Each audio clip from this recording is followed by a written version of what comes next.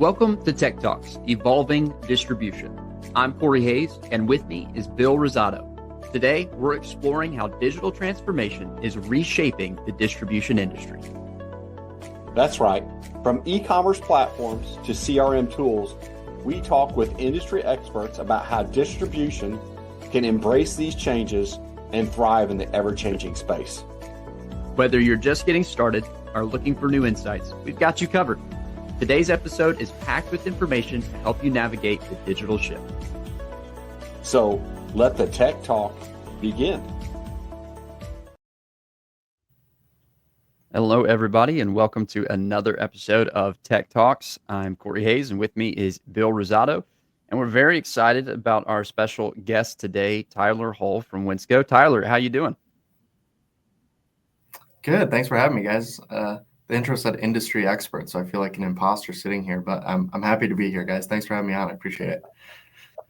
No, you're, Really, Tyler, you're not an expert as in you're the largest podcast and distribution in the sign industry. So that doesn't, you're right.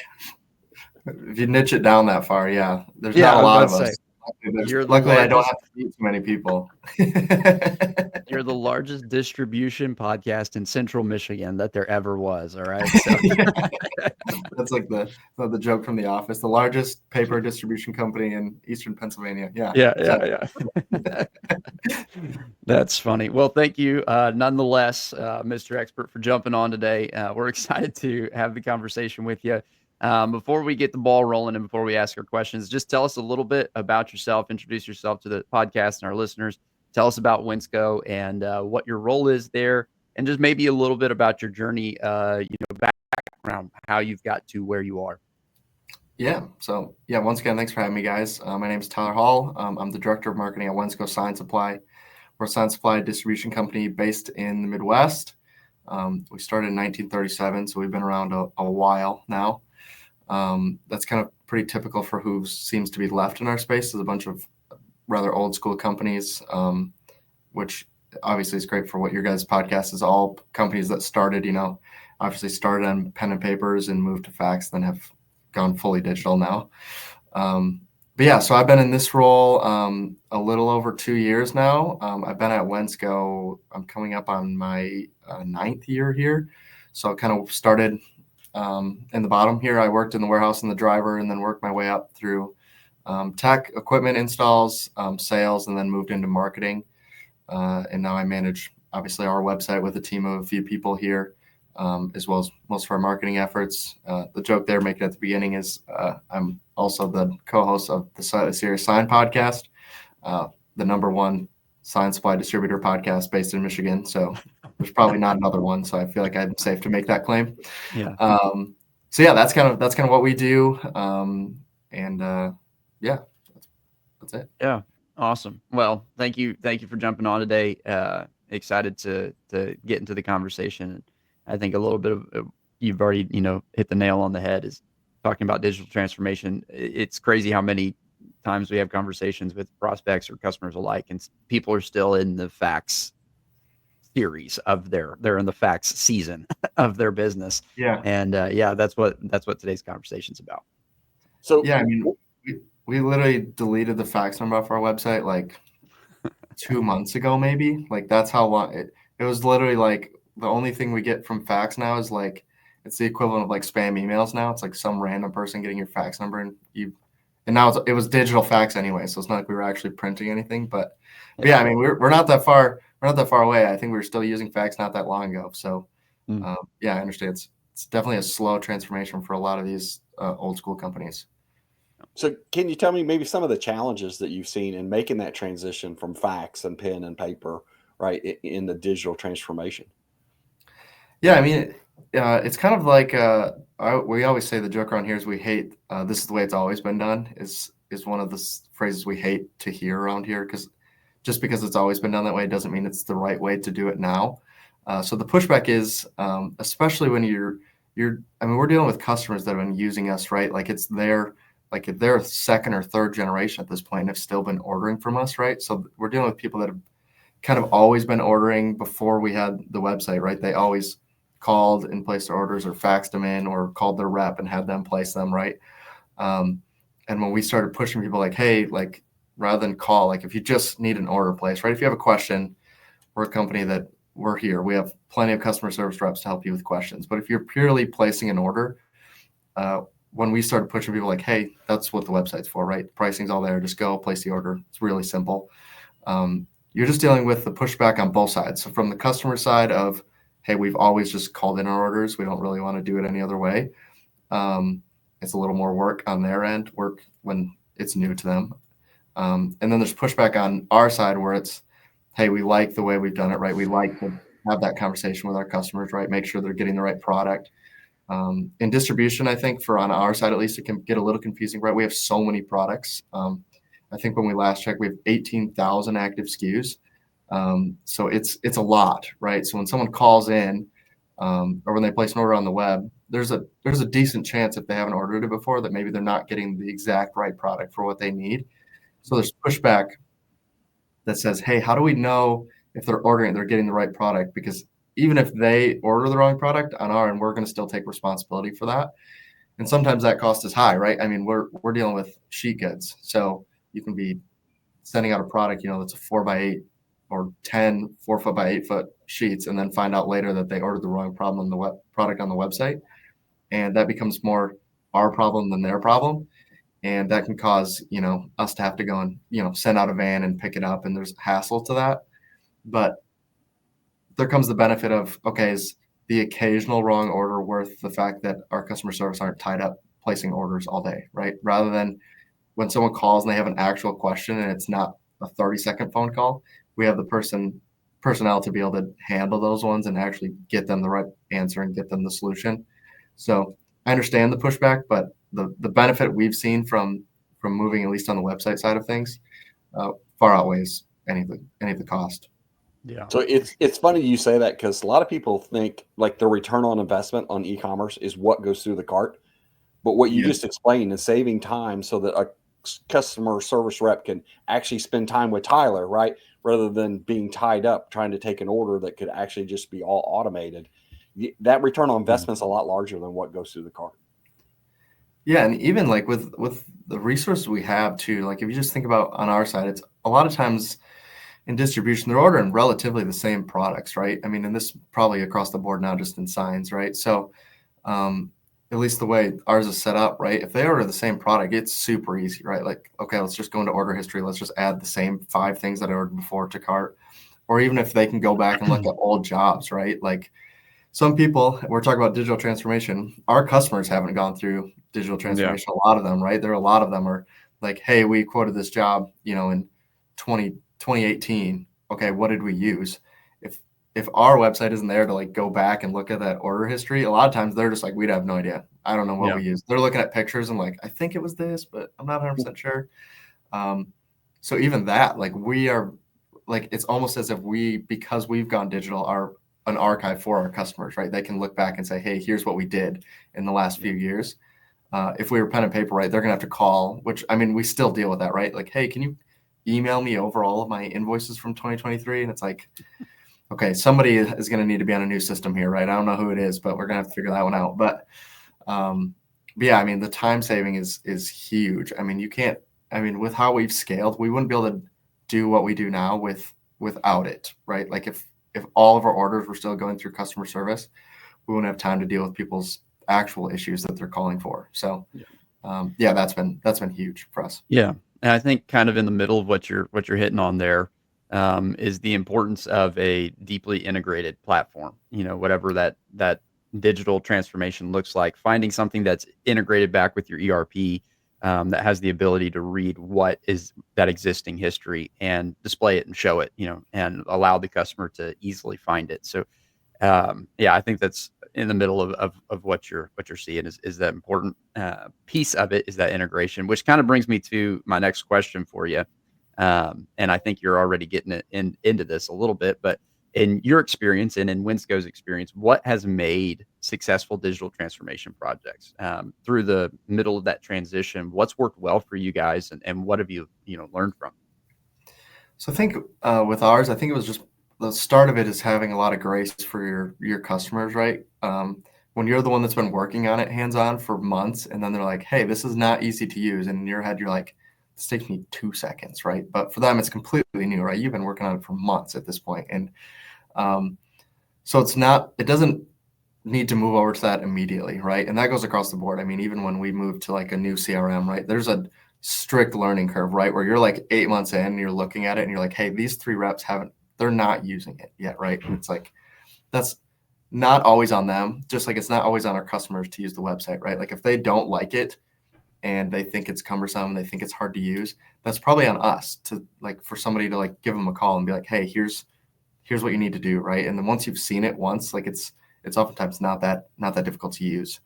So I think it comes down to just being a little patient with it, and realizing that eventually it will work, right? Once they realize how much easier it is and how much faster it is and how much more convenient it is, it's huge. I mean, for us, like something we never dealt with before is people placing orders at 2:00 in the morning, right? There was nobody here at 2 a.m., right? We're based in the Midwest. We're out of here. Like 6 o'clock EST, I think is basically our cutoff at this point. And now our customers joke, be like, I'll just wake up in the middle of the night and be like, oh shoot, I needed that. And then place the order at 2:00 in the morning. And with how our model is set up, right, we're doing next day delivery. And now it's actually turned into, we call it quote unquote same day delivery. It's by 4 a.m. But you're saying if you order between 1 and 4 a.m., like if you woke up in the middle of the night, we're like, oh, I needed this. You can place the order and we'll have it on the truck before customer service even shows up here in the morning, right? And none of that was ever possible before that. Like they would have had to wait and then call, and then it would have been the following day. It would have gone on the truck because we couldn't place the order in time. So, just the little things you may not even realize are going to be benefits to you switching over to a more digital product. It's a lot easier to track what's going on as well. We're not having to go through and look at data. I mean, like we have meetings this morning, like, hey, this product isn't moving as much as we thought it was. Is there something wrong here? Look at who was buying it, what happened. You would have to manually have done that before, right? We'd had to go in and be like, we had 6 rolls on the shelf and we still have 6. That seems odd. Versus now, like it's all digital reports, right? It's, hey, this product was moving better. Now it's not moving.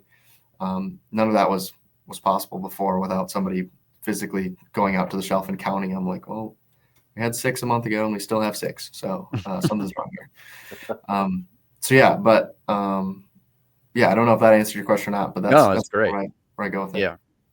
Yeah. I think that's great. And I think you pulled something out that I'm probably, I haven't heard in one of our conversations so far, just about having grace with the customer and, fostering that relationship and working on it with them.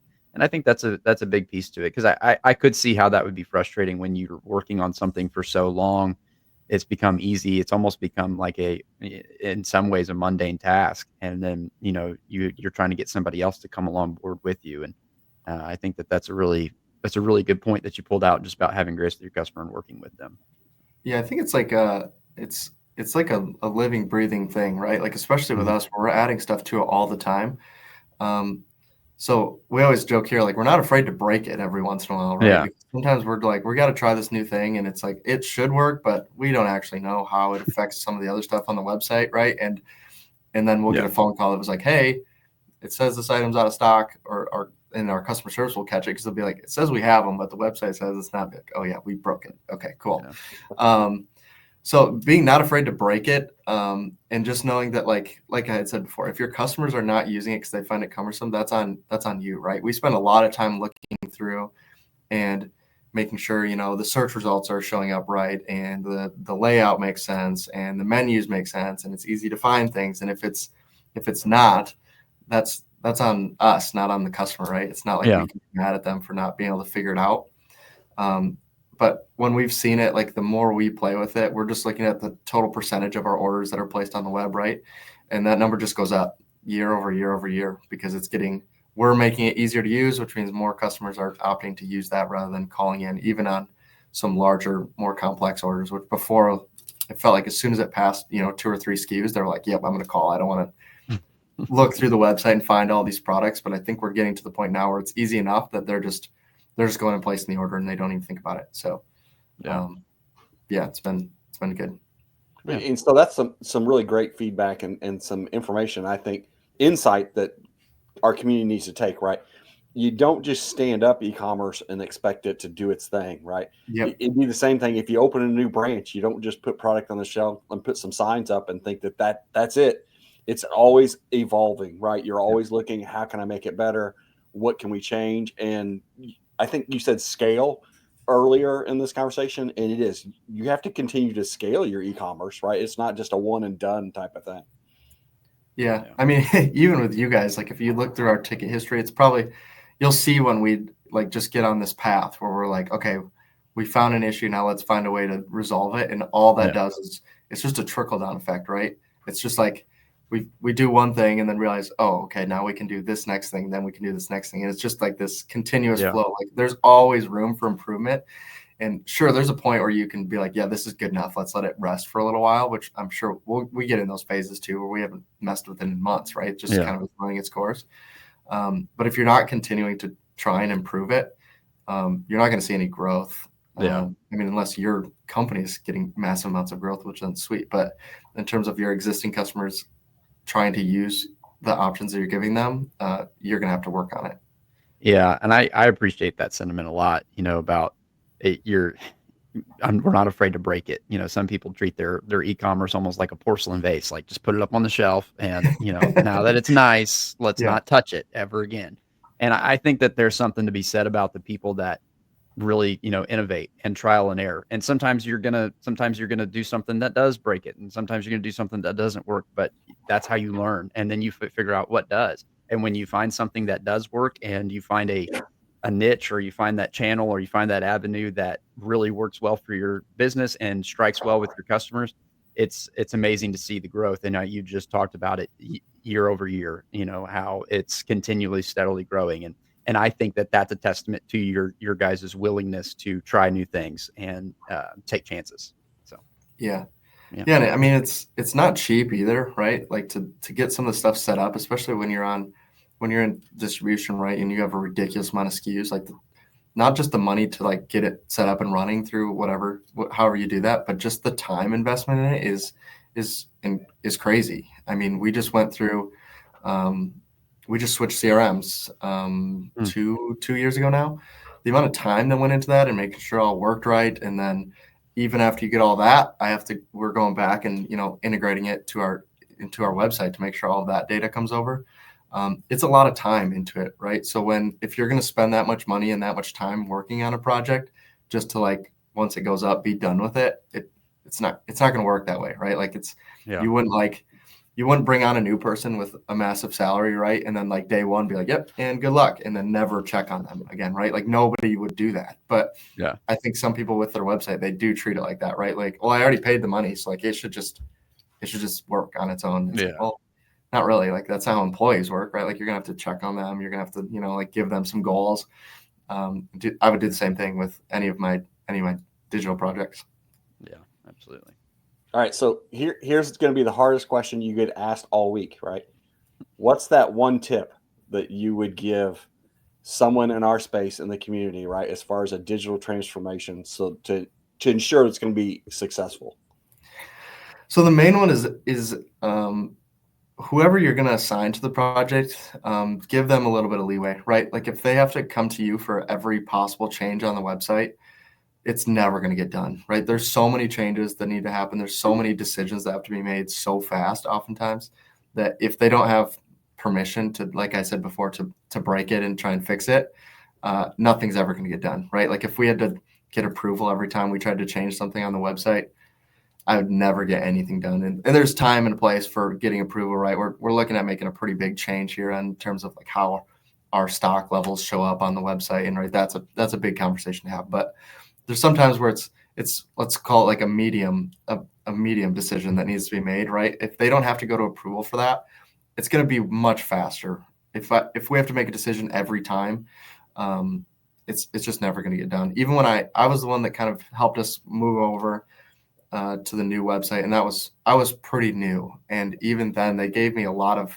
grace that was like, hey, here's like the boundaries of what we want you to do, and then just you get it done at that point, right? And at the end, you'd be like, hey, here's what I did. Like if I need to go back and fix any of this stuff, like let me know. But otherwise, that's basically how it worked. If you don't give them that much permission, like it's just nothing. You're not going to ever get it done. It's not going to get done right. And it's going to take so long that by the time it gets done, you're already going to be mad that you even started the project in the first place. So yeah, that would be my big tip. Yeah, that's a great one. Again, you're pulling out some things and talking about some things that we don't necessarily normally hear, in this process, but I think that that's an honest feedback, and maybe one that CEOs, presidents, executives maybe don't like to hear but should hear, is Yeah. you're going to have to trust the people that you put in place to run projects. And I think that there's a lot of power in that. And being on the implementation side of things, when I first started at Aldrich, I could absolutely speak to what you're saying. We had projects where every single thing that we went to do, there was, well, I need to have a conversation. I need to pull this person in. Yeah. And, I think that there, like you said, there is a time and place for decision by committee kind of thing. But there is also something to be said about, somebody who understands the goals, somebody who understands where they want the website, where they want, their business needs to be, what the expectations are, and they go into that project looking to meet those goals, meet those expectations, and they make the right decisions. And there's a lot of power in that, and especially in the implementation side of things and getting that website up and running. So I think that's a really good point. Yeah, we literally just had a meeting Tuesday on this, and one of the things we talked about in the meeting is make decisions fast and make decisions with Wensco's best interest in mind, right? So if you just give them that boundaries, right, that's like make your decisions fast and make them with our company's best interest in mind. I mean, it's really hard to permanently break something in the digital space, right? There's always a way to revert back. There's always a way to get your data back for the most part. I mean, I'm sure there's a way to completely destroy it, but most of the time what you guys are doing is not going to just completely ruin it, right? So you just have to always know, like, it's always fixable, right? So just make decisions fast, make them with, your best intent, and most of the time it's going to work out better. Sometimes there's going to be people that are going to get mad at you, right? Because you broke something and customer service took, another 50 calls that day because I put the wrong digit somewhere and all of a sudden everything's out of stock when it should be in stock. But it's so unlikely for that to be like the actual cause and a bunch of people to get called about it. So that's my best piece of advice is just continue to improve it and just know you're probably gonna break a few things in the process. Yeah, I love it. I got a couple minutes here at the end. I know you touched on it at the beginning, but tell us a little bit about your podcast. Where can we find it? Where can we listen to it? And just tell us a little bit about what you guys talk about. Hey, yeah. And before you do that, Tyler, I just want to say officially I looked up and you're the #1 distribution podcast in Michigan. So not just sign distribution, but distribution in Michigan. I've done it. How many people did I have to beat out? Was there like 1 or 2? I didn't find any others. So yes. Hey, I would say that's considering that Detroit is, Motor City capital of the world. That's a testament. That's pretty awesome. So yeah. There's a lot coming out of there. So, well, I appreciate that. Yeah. So we're the Slightly Serious Sign podcast. We're available probably where anyone listens to podcasts. We love to tell people to watch the podcast if you can, which is on YouTube. It's Wensco Sign Supply is the YouTube channel. That's where we post the podcast. But yeah, we talk about the sign industry, what's going on with that. It's kind of been a crazy industry to be a part of the last 2 years with all the changes that have been happening. And the scale at which they're happening. So we bring on our customers, we bring on vendors, we just ourselves get in the room and talk about kind of what's going on. And that's kind of what we do. We upload every Monday. We've been doing it for a little over a year now. I think we're on episode 58, I think is what we're at right now. So yeah, one every week. So we've been, a year and 8 weeks now. We've been doing this consistently. We missed a Monday, but we haven't missed a week. And we actually didn't miss. We actually did upload on Monday, but it was the wrong episode, and then they were out of order, so we had to delete it and put it back up. So besides that hiccup, we're pretty steady on every Monday. And yeah, we just built the studio that I'm in now. So it's not completely finished yet, but should be here pretty soon. So lots of lights, cameras, mics. People think I'm crazy for the setup that's in here right now, and they just laugh when they walk by my office. But But yeah, it's been a lot of fun. Yeah, like I said, we're pretty much available wherever you listen to podcasts. If you want to hear what's going on in the sign industry, or you just like hearing me now and you want to hear me more, I guess. But yeah, that's where we're at. It's been a lot of fun to do it for the last year or so. It adds a little extra stuff that I'm accountable for every week, which that's not always great, but yeah, it's been fun. Yeah. And in a few short sentences, what has the podcast done for your customer base? Yeah. So what I've been telling people, and I wish I could quote the book right now, but I was reading a book on, they said your goal is in marketing, your goal should be omnipresence is the word they use, meaning everywhere all at once. And so our goal kind of is like anywhere someone might be looking in the sign industry would like Wensco to show up, right? So whether that's search results, social media, or whether you're driving to work and you already listen to podcasts, and we can be there as well. So what it's actually done is we brought on new customers, right, where their intro to us was through that, right? They might have seen it somewhere, seen it in a magazine, and they're like, oh yeah, I saw you guys, like, and we don't do a great job at doing like you guys have done this one, right? Where we're not like, hey, welcome to the podcast. We're Wensco Sign Supply. We sell sign supplies. Buy from Wensco, right? Like that's not what it is. So sometimes, right, they might listen to an episode and not even realize, because we may do such a poor job that Wensco never even is mentioned at all, right? Like we joked on episode 1 that it's sponsored by Wensco Sign Supply. Like it's not even a Wensco podcast, right? It's like a whole separate thing on its own. But so what it's done is kind of give us that like soft intro. And the other thing it's done is actually have customers that were maybe on the line, right? Maybe they were buying from us and one other person, and have gotten to know us so well through like this format where we've talked to them for an hour every week basically. And we're just getting a higher percentage of that business, if that makes sense. So it's been a lot of fun doing like the big trade shows in our industry now, because I always joke that people come up to you like they know you, but don't tell you why, right? So they'll be like, oh yeah, like how are your kids? And you'd be like, yeah, they're great, person. Like I don't know who you are. Like there's something here. And they'll be like, oh yeah, I listen to your podcast. Be like, can you start with that? Like like, I'm feeling bad. Like I'm supposed to know these people. It's not like a frequent occurrence now, but that's kind of what we're getting, is just like enough people have a general idea of kind of who we are, both as a company and as people. And in distribution, a lot of times what we always say on our side, which I think is going to be pretty standard, is people buy from people, right? Like it's sometimes it's price, sometimes it's availability, but a lot of times it's, hey, we like doing business with these people, so we're gonna continue to do business with them. And that's how we lose business and how we gain business, right? Some people have great relationships with other companies and they only want to deal with them. And then some people like us and they continue to do business with us. So we're just trying to make it so if you get to know us, ideally it makes it easier to do business with us. Ideally. I mean, maybe they don't like us after they hear us, right? That's always a possibility. But if you do like us, we'd love to do business with you. So that's kind of where it's been helpful to gain new business, keep some of our current business, and then like make it a little easier for sales reps to do cold calls when they at least have a general idea of who Wensco is. Yeah, I love it. That's fantastic. Well, Tyler, thanks so much for coming on today, jumping on and talking a little bit about you and Wensco's experience in the digital transformation. And yeah, go check out Tyler and Wensco's podcast. Sure, they're doing great things over there. And thank you for listening to this episode of Tech Talks. We will see you next time. Thank you, guys. Thank you.